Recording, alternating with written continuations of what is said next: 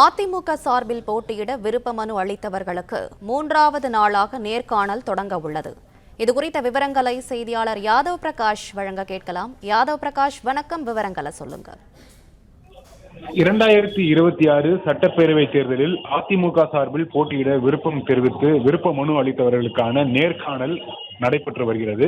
3வது நாளாக இன்று நடைபெற்று வரக்கூடிய இந்த நேர்காணல்ல விருதுநகர், கடலூர், நாகை, மயிலாடுதுறை, திருச்சி மாவட்டத்தில் இருக்கக்கூடிய சட்டமன்ற தொகுதிகளுக்கான வேட்பாளர் தொடர்பாக இந்த நேர்காணல் நடத்தப்பட இருக்கிறது. அதிமுக பொதுச் செயலாளர் எடப்பாடி பழனிசாமி மற்றும் அதிமுக மூத்த தலைவர்கள் இந்த நேர்காணலை நடத்துகிறார்கள். விருப்ப மனு அளித்தவர்கள் பேட்சாக வருகை தந்திருக்கிறாங்க. முதலாவதாக விருதுநகர் மாவட்டத்துக்கான நேர்காணல் தற்போது தொடங்கி நடைபெற்று வருகிறது.